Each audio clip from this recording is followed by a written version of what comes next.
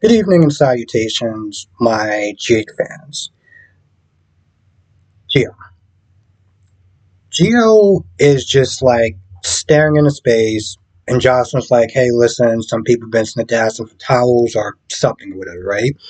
And eventually Geo tells Jocelyn that he think he's overstayed his welcome.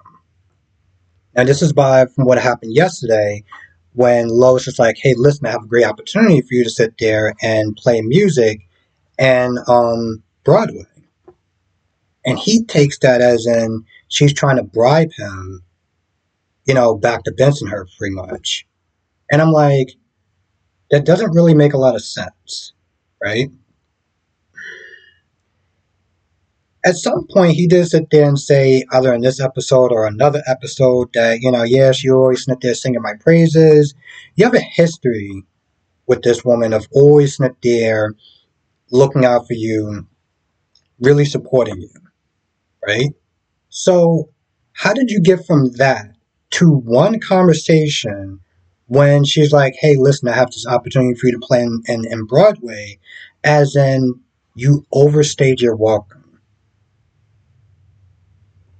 If this was somebody that he didn't know, okay, maybe I could sit there and see you jump in that conclusion, which I think is pretty stupid, but you have a history with this woman. And I just don't understand how you can sit there and think of that when she's always been there to sit there and support you. Now, speaking of Lois and Carly, this was a damn near pointless conversation, okay? Because a lot of the stuff that they said we already knew. We knew about Gio's mom being a violinist and everything and eventually dying. We knew that his dad got killed in the war. We knew that Sonny, for the most part, financed a lot of his music career and his schooling and everything. So I don't understand what was the point of sitting there rehashing it with Carly, just for Carly to sit there and say, I wonder why Sonny never told me. Well, yeah, because he just shoehorning this new history into the show. But it's like, why? It just seemed like a conversation just to run down the clock.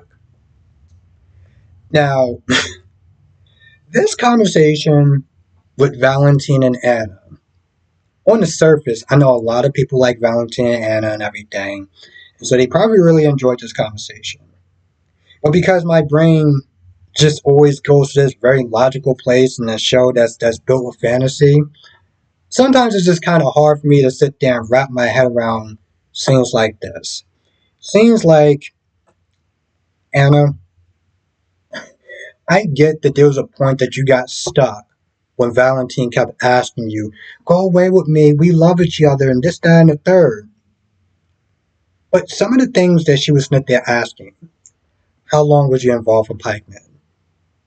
Um, Asked him pretty much to confirm the emails. Anna, wasn't you the one that was sitting there saying that time was of the essence? Why are you asking these pointless questions? Especially the email that you already knew about, right? You already knew about it. Valentine's all like, oh, I'm sorry. And Anna's like, well, you would have still did it. Again, FBI's coming any minute now. The hell should they sit there and talk about? Oh, one of the things that stood out with me was when she was sitting there asking how long was he involved with Pikeman and this, that, and the third. And he basically said that he got fully involved with Pikeman after their breakup. It was pretty much just like, at that point, there was no point in me being a good man. Let me get this straight. Anna breaks up with you, and you're pretty much just like, F it, there's no point in me being a good man anymore. What about your daughter? So, just to be clear, Anna is the reason to go back to the dark side, but your daughter, who's in your life, that's not enough reason for you to sit there and be a good man. Okay? Now, eventually, Charlotte does get home. When John does actually come in the house, it's empty, and you just have Anna sitting there smiling. Which I'm just like, bro, don't sit there and try to pat yourself on the back because you're just coming across as one stupid and two a hypocrite. This whole I'm going to draw a hard line when it comes towards crime. Okay, so it applied to Sonny, but it didn't apply to Valentin, who works for Pikeman that does God knows what all over the globe.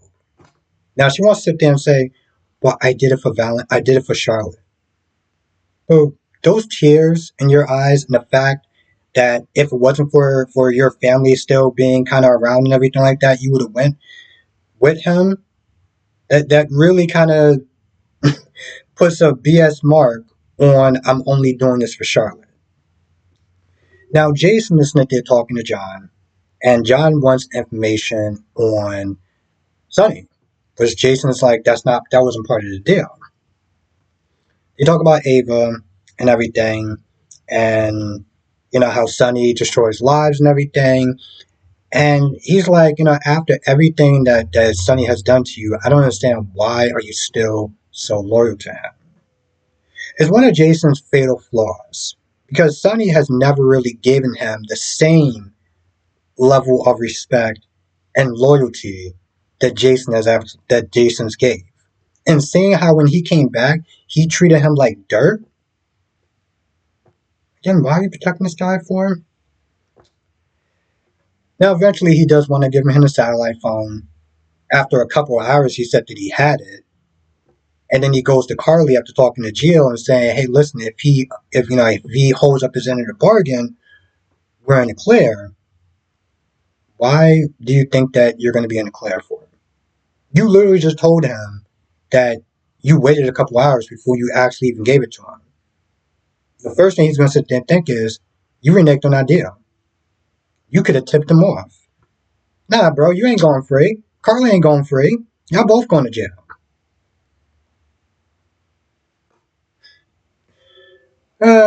Stupid. Now Sonny, after going to Nina and getting what he wanted, then playing nice afterwards, and Nina actually giving what I feel like maybe in this scenario, because Nina doesn't like Ava, he's like, listen, I'll help you. But in all reality, Sonny treated Nina like garbage. And only afterwards, when Nina gave him what he wanted, he was all like, I could have handled things better. Yeah, you could have. You didn't have to sit there and treat her like trash. Don't get me wrong. I'm not to say Nina was all innocent in this whole thing, but as much as I don't like Nina, I really didn't like the way that Sonny disrespected her. But after that talk, he goes back and he sees Natalia. He's like, "What are you doing here?" Natalia wants Sonny's help on a financial level as far as starting a new label company to help Blaze in her career. There's so many reasons why I'm just like, this is a bad idea. I don't think Blaze is as popular as Natalia likes to sit there and think that she is. But let's just sit there and say that a lot of people really like her. Okay, fine. Why would you want to work with Natalia for? Besides the fact that she says some pretty terrible things about the LGBT community, and in turn, your daughter, you understand how much of a nightmare having her as a manager of any sort with her old way of thinking of signing artists that can either be LGBT or allies of LGBT, not to mention the huge scandal that she would have to sit there and overcome. And this is something that you're going to financially backing her on. You might as well sit there and take your money and throw it down the toilet at that point. But he agrees. As dumb as that sounds, he agrees on the conditions that he doesn't want people to know that he's behind it, which says a lot. And also, he wants Brooklyn to sit there and, kind of be in charge and a manager or whatever. Which she's not happy about, but she's going to sit there and deal with it. Now, Nina is telling Maxie how much of a good conversation that, how much better that they are off or ended with Sonny and everything. and then talks about how she's going to sit there and help Drew because of Nina with his campaign. Which I'm just sitting there thinking, you're going to have to sit there and be working really closely with Drew and everything. What happens when you decide to slip up again? And you decide you want to sit there and want some more Drew? Because she was all like hating Drew, and this is all Drew's fault for wrecking Willow's marriage and everything. And, people are sitting there calling him two-timing. What about her part? What about her part in it? What are you going to sit there and say? What are the Nina's fans going to sit there and say when Nina decides she wants some more Drew? What are y'all going to sit there and say now? I can't wait to sit there and have those comments. Or read those comments. I think that's about it. Oh yeah, and I forgot to sit there and say Jocelyn. I'm pretty sure Jocelyn was. Yeah, I'm pretty sure I said that Jocelyn was the one that was not there talking to Gio. But if I didn't say it, yeah, Jocelyn was talking to Gio about his his overreaction. Which in general, that's literally what it is. Um, Anyway, I feel like that's pretty much about it. I can't think of anything else, but if I forgot anything, write it down in the comment section below. Or better yet, come to the live stream tonight, 8 p.m. Eastern, 5 p.m. Pacific. We'll talk about all the shows, General Hospital, Days of Our Lives, Bold and Beautiful, Young and Restless. I'll see you in the next video.